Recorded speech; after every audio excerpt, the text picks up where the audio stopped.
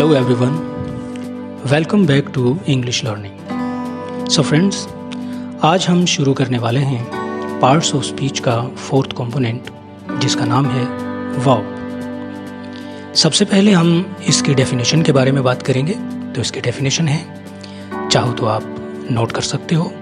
वैसे जब भी आप मेरा लेसन सुन रहे हों या देख रहे हों तो आपको ज़रूरी है कि आप अपनी नोटबुक और पेन ज़रूर लेके बैठें, क्योंकि ग्रामर एक ऐसी चीज़ है कि जिसको आप साथ साथ नोट करते रहें और प्रैक्टिस करते रहें तो आपको पक्का याद हो जाता है, उसके रूल्स याद हो जाते हैं. अदरवाइज़ फिर आपके दिमाग से स्लिप हो जाती हैं बातें.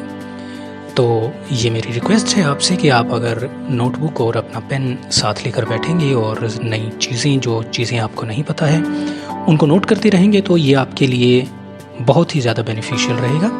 तो सबसे पहले हम बात करते हैं डेफिनेशन की. Verb is a word that expresses action, feeling or existence.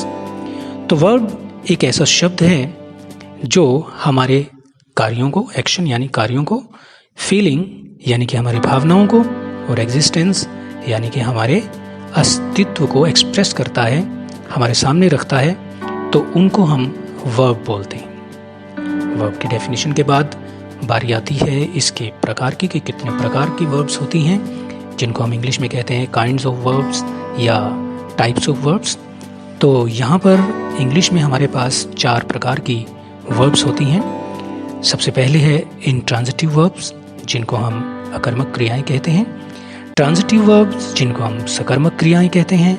Linking verbs, linking verbs ऐसी वर्ब्स होती हैं जो अपने आप में कंप्लीट नहीं होती, जिनको कंप्लीट करने के लिए हमें उनके साथ दूसरे शब्द का प्रयोग करना पड़ता है. For example, sugar tests sweet. अब इस सेंटेंस में यदि हम वर्ब टेस्ट के साथ स्वीट का प्रयोग नहीं करेंगे तो इस सेंटेंस का अर्थ पूर्ण नहीं होगा. फॉर एग्जाम्पल देख सकते हो आप, शुगर टेस्ट के चीनी का टेस्ट है, चीनी का स्वाद है, लेकिन जब तक हम ये नहीं बताएंगे कि कैसा है तो सेंटेंस कंप्लीट कैसे होगा. तो इसलिए हम कहेंगे शुगर टेस्ट्स स्वीट्स.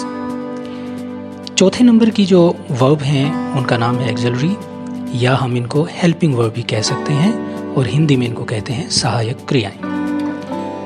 अब हम एक एक करके इन चारों वर्ब्स को डिटेल में समझेंगे. आज की वीडियो में हम केवल पहली 2 वर्ब्स, इंट्रांजिटिव वर्ब्स और ट्रांजिटिव वर्ब्स को एक्सप्लेन करेंगे. ये दोनों वर्ब इस तरह से हैं कि एक दूसरे से बिल्कुल अलग हैं. ये समझने की भी हमने कोशिश करनी है कि ये दोनों वर्ब्स एक दूसरे से किस प्रकार से भिन्न हैं. इन दोनों वर्ब्स के डिफरेंस को समझना बहुत ही आसान है, लेकिन ज़्यादातर लोग इसके अंतर को समझ नहीं पाते. लेकिन आज मैं आपको बहुत ही आसान तरीके से इन दोनों वर्ब्स का अंतर स्पष्ट कर रहा हूं, तो आप प्लीज़ ध्यानपूर्वक इस वीडियो को देखें.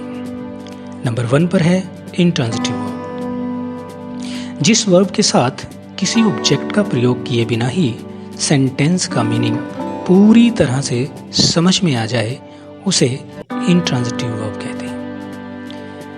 Now study the following sentences.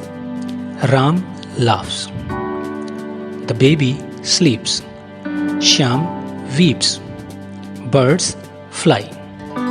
In sentences में verbs laughs, sleeps, weeps, fly इनके साथ किसी ऑब्जेक्ट का प्रयोग नहीं हुआ और वाक्यों का अर्थ भी पूरी तरह से समझ में आ जाता है. इसलिए ये शब्द इंट्रांजिटिव वर्ब्स या अकर्मक क्रियाएं हैं.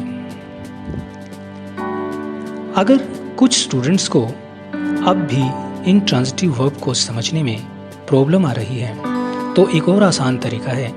जब भी आपको इंट्रांजिटिव वर्ब पहचानने में प्रॉब्लम हो तो ये तरीका ज़रूर अपनाएं. किसी भी सेंटेंस में वर्ब के बाद आप 2 प्रश्न पूछ सकते हैं, व्हाट या हूँ. व्हाट मीन्स क्या, हूँ मीन्स किसको. यदि उत्तर में कुछ ना मिले तो अर्थ स्पष्ट है कि ये वर्ब इंट्रांजिटिव वर्ब है. For example, Ram laughs, Ram हंसता है. अब ये सेंटेंस अपने आप में पूर्ण है। यदि हम कहें लाफ्स मीन्स हंसना और हम कहें कि क्या हंसना या किसको हंसना, तो इसका उत्तर आपको बिल्कुल भी नहीं मिलेगा। दूसरी तरफ है इसके विपरीत ट्रांजिटिव वर्ब। जिस वर्ब के साथ किसी ऑब्जेक्ट का प्रयोग किया गया हो उसे ट्रांजिटिव वर्ब या सकर्मक क्रिया कहते हैं। Now examine the following sentences.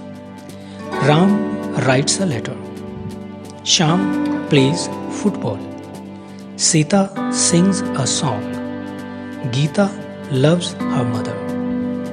In sentences में verbs writes, plays, sings, loves इनके साथ लेटर, फुटबॉल, सॉन्ग और मदर का प्रयोग ऑब्जेक्ट के रूप में हुआ है। लेकिन ये वर्ब्स ट्रांजिटिव वर्ब हैं। जिन स्टूडेंट्स को अब भी इन दोनों प्रकार की वर्ब्स में अंतर समझने में प्रॉब्लम हो रही है, तो वो व्हाट यानी कि क्या और whom यानी किसको, इन प्रश्नों का प्रयोग अब आप इन वर्ब के साथ लगाकर देख सकते हैं कि ये कौन सी वर्ब है। अगर इनका उत्तर आपको मिलता है तो ये ट्रांजिटिव वर्ब है, अगर उत्तर नहीं मिलता तो ये इंट्रांजिटिव वर्ब है। फॉर एग्जाम्पल, हम अगर कहें कि राम राइट्स, राम लिखता है, और अगर हम कहेंगे कि राम क्या लिखता है, तो आपको कुछ ना कुछ तो बताना पड़ेगा कि वो लेटर लिखता है या वो कोई क्वेश्चन लिखता है, क्या लिखता है। जब तक आप बता दोगे तो वो सेंटेंस कंप्लीट हो जाएगा। जैसे Ram writes a letter, Ram एक पत्र लिखता है, या हम कहेंगे कि किसको लिखता है, तब भी उसका भी उत्तर हमें मिलता है।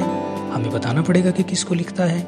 Ram writes letter to his mother. तो दोनों ही सवालों का जवाब इस सेंटेंस में हमें मिल जाता है, और सेंटेंस का अगर इस वर्ब के प्रश्न का उत्तर हमें मिल जाता है तो इसका अर्थ स्पष्ट है कि ये ट्रांजिटिव वर्ब है। तो ये था आज का लेसन जो वर्ब पे बेस्ड था।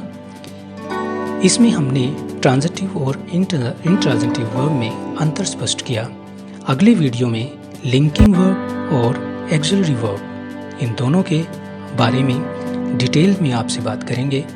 और अगर आप इसी तरह की वीडियोस और देखना चाहते हैं तो प्लीज़ इस चैनल को ज़रूर सब्सक्राइब करें और बेल आइकन को भी ऑन रखें।